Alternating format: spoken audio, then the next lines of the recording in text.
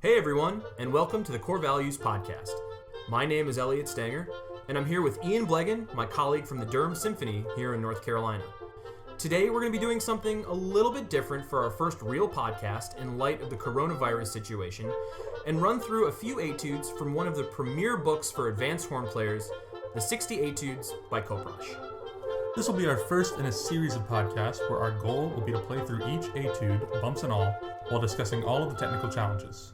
While this series of episodes is primarily focused on horn technique, we believe that the content can and should be used in other areas of brass pedagogy. So we hope you enjoy our first installment of the Core Values Podcast with Ian Blegen and Elliott Stanger. Hi, how you doing? Doing okay. Are you coronavirus free? Yeah, I think so. I should hope so. We're doing this in my apartment. This was kind of a spur of the moment thing where we just decided, what the heck, let's start the podcast. Ed is in Charlotte currently. He still has no idea that we're doing this. Yeah. But this was a long time coming for the two of us. Yeah, I think you had the idea of running through an etude book like the Kopprasch back in December, November of last year. Something like that. Yeah, I wanted to call it the Kopprasch-Cast, but I thought that was a little bit too tongue-in-cheek. And then I also felt that, there were so many more things that I wanted to talk about, and there are so many talented people in the Greensboro and North Carolina area that I really wanted to, just get to talk to and get to know and to hear what their ideas are and some of the things that, being a musician is all about. And so we decided to change the name to Core Values, C-O-R, meaning, the French, I believe. Yes, of the horn. And so here we go. What we're still going to do a Kopprasch-Cast, and the first thing that we're going to talk about is Kopprasch number 1. You've obviously played this a million times. I've played this a million times. This one is, even though it's the first one, it's not easy. No, not to play it as it's on paper with all the dynamics is written and you got opposite dynamic levels and the line is going up while you're having to decrescendo. Yeah, there are so many different areas of technique that can be explored. And the cool thing about all of these books and a lot of the things that we're going to be talking about in this podcast are, you can take an etude or an exercise and focus on just one thing. Let's say you're having trouble crossing your break in the high range or in the low range. You can just focus on hitting those pitches, moving your embouchure so that you're nailing those notes. And to be honest, right out of the gate, that's something that I struggle with, playing really low in the register and making everything nice and smooth. There are our colleagues, we have several of them that can absolutely just nail those low notes, and I am insanely jealous. But then there are some other things. So if we're taking a look, and hopefully you guys at home have your books open to page 1 of our Kopprasch 60 Etudes, like you said, there are a ton of dynamic markings. I've added in a ton of breaths in spots that will really help facilitate the movement of the line. And anytime I look at a new etude for the first time, or if I'm approaching something from a different angle, I always go back to my written comps that I took at UNC Greensboro. One of my questions was to plan out a course of study and have several different areas of technique. And I'm definitely going to be referencing a lot of those, and I'm sure we'll have to talk to you about that a bunch. I'm just going to run down the list, and then I'll leave it up to you. So some of the areas of technique that I believe can be applied to pretty much every single exercise in the Kopprasch are melodic interpretation, articulation, range, sight reading, high horn, atonal works, low horn, lip trills, multiple tonguing, endurance, transposition, accuracy, lip slurs, melodic integrity, extended techniques, rhythmic integrity, intervals, tone, legato playing, and crisis management. And for those of you maybe checking out some acronyms, that actually is Marshall, Metal, Merit, and then C for crisis management, because I wrote it in at the end. I didn't. When I was studying for comps, I had to kind of get it in my head, and then I plucked it out when I was sitting in that room there. Mm-hmm. But that's definitely not a perfect list, but it definitely, you can turn that into a checklist at home, and as you're looking at different etudes, you can certainly check off, which one or which of those areas of technique each exercise checks off. It's not always going to be all of them, but it will definitely be more than one for each, valuable etude, especially in the Kopprasch. Yeah, especially with number 1, you're not going to have much in the way of, lip trills or sight reading if you play this as much as you should.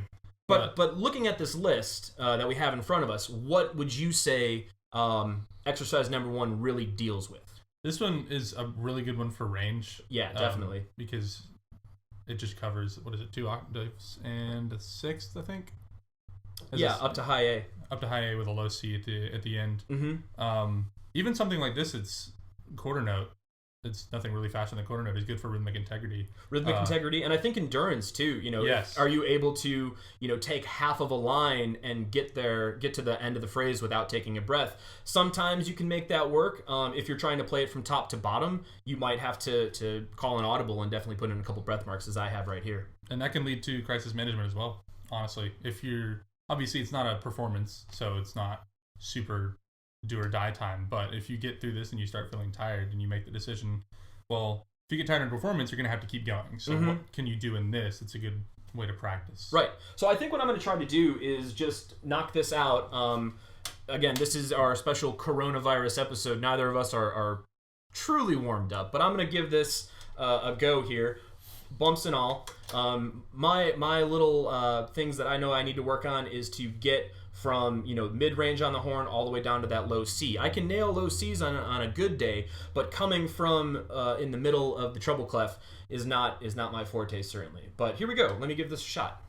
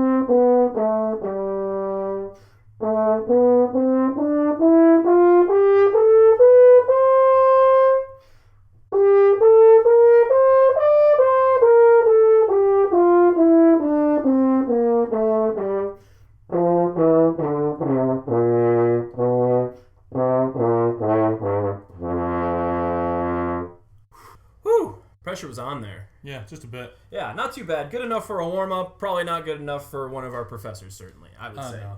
I think there'd be a lot of take the mouthpiece off and do that again. Yeah, I think we're both in the pedagogy world of everything comes back to buzzing for sure. What were some things that you could maybe critique me on if you were the teacher there? What would you say that I needed to do besides take it off the mouthpiece or take it on the mouthpiece? What were some other things you noticed? The biggest thing, and that could just be because I'm sitting literally 3 inches away from your bell probably, is the dynamics for this are what make this really hard. Right, and that's something that I, when I'm playing this, the one thing that I'm so focused on is just getting to that low C and focusing on that. I definitely did not play that at all with the dynamics. Would you maybe want to try it with more of a dynamic, paying more close to the dynamics? Yeah, I can. I can take part of this, and I can also one thing that I do, going back to having dynamics that are contrary to what the line would indicate, is I would play this as written, and then I would play it and flip all the dynamics. Ooh, so yeah. make all of the pianos forte, all of the fortes piano, or fortissimo, pianissimo, and then so you're decrescendoing going up into the higher register, because I find that's playing high A's, high B flats loud is not super hard. easy. Yeah. And that's something that I think I do pretty well, yes, just in general from our experiences in Durham and playing in Greensboro together. Yeah. But playing them softly, the Ravel Piano Concerto or Pavane for a Dead Princess is absolutely, that's what makes those excerpts hard. So if you can do that in a simple etude, then right, it comes back. I think you said it perfectly. Another area of technique that I don't think I probably could add that I don't think I see on this list here is directly taking this exercise and using it to prepare for something else. So like you said, the Pavane excerpt, super, super high, super, super quiet. Can you, we're gonna talk about dynamics here in just a second, but can you play everything at a pianissimo? without getting louder at all. And that kind of dynamic control, I think that we can add that to our list of things to practice when we're looking at stuff like the Kopprasch. There are so many. There is a multitude of different ways to play these things. When you buy a book, you're not just supposed to play the black dots on the page. You can take it and stretch it and really get the most of your money out of it. Yes. All right. So maybe I'll give you a challenge now. Can you play all of this, or can we try to play some of this? Let's say the first 2 lines at a super pianissimo. I can sure give it a shot. All right, let's do it.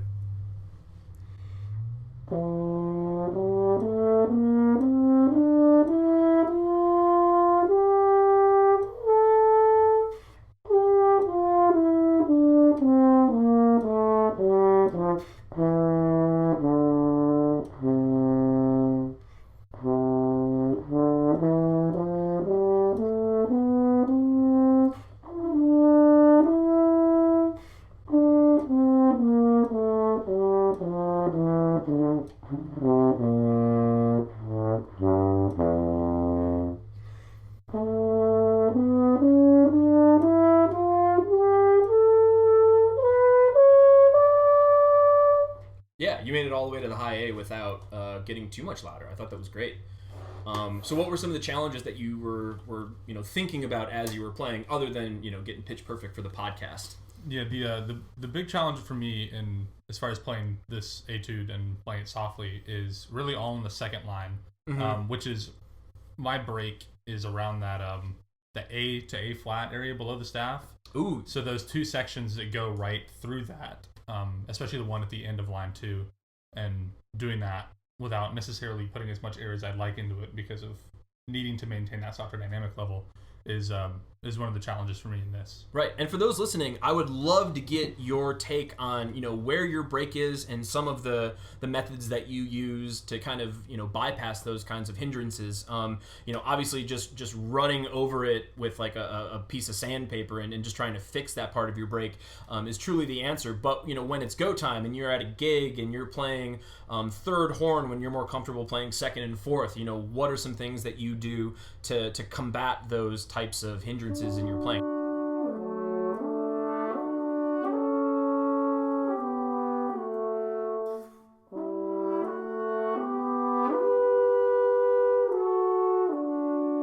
Another thing that I think is worth probably bringing up is where I've marked in some breaths. Typically, after any half note, I think it's okay to take a breath, as long as you come in right on time with the next part of the phrase. I'm going to play the beginning and hopefully audibly be able to tell where I breathe.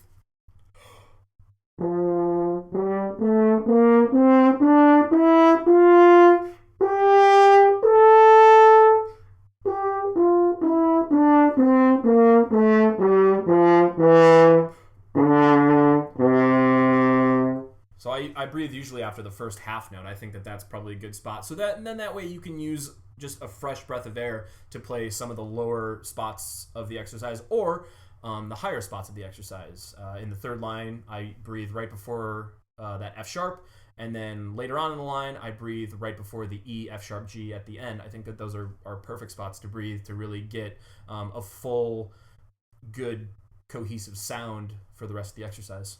And of course, where you breathe in this also depends on, are you working on breathing? Like, Right. I use this etude a lot because I've struggled in the past with not taking full enough breaths and then not having the ear-supported ends of phrases.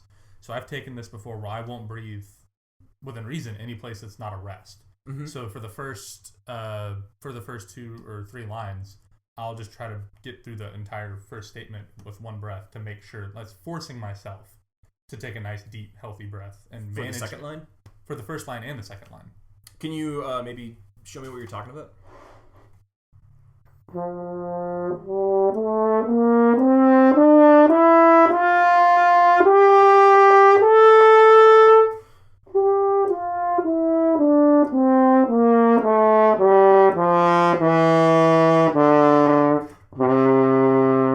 And of course, right there at the end of that, I didn't make it, which means my breath that I took wasn't good enough. So Right.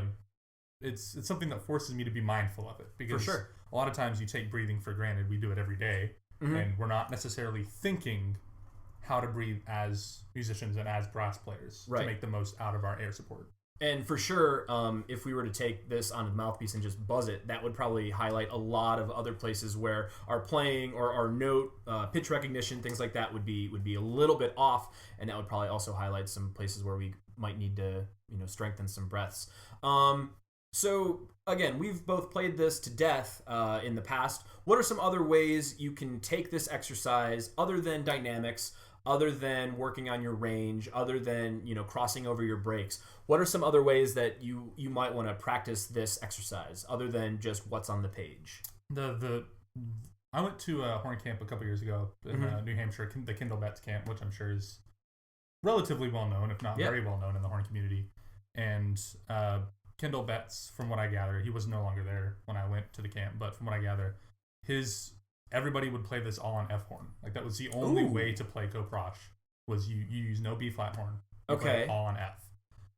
And especially into the upper registers with all the, of course, we know the partials get closer together. Absolutely. And being accurate with that at all sorts of dynamics is really good in this one because it's all based around scales, of course. Right. So, and as I'm looking at it, you could also probably play most of this on the B flat horn as well. Yes. I think there might be a few, like written G's. I think you would probably need to find an alternate fingering. But if we're playing way up there on the F horn, we could definitely play some of the mid-range stuff on the B flat horn as well. What about taking it an octave down? I love that until I get to the pedal C at the end. But well, yeah, it's doing stuff like that an octave down is one of the things that got me as comfortable as I am in the lower register. For sure. And the way it's written, if you were to play it an octave down, most of that would probably transfer over my break really well. So that would be something I can really shave off a little bit of those inconsistencies and inadequacies in my own playing. I think another thing that we should totally mention is you could totally play this transposed. Yeah. It's in C, it's written in horn C, but we could play this in B flat, we could play it in G, we could play it in D, we could play it in E and E flat, and it would serve the same purpose.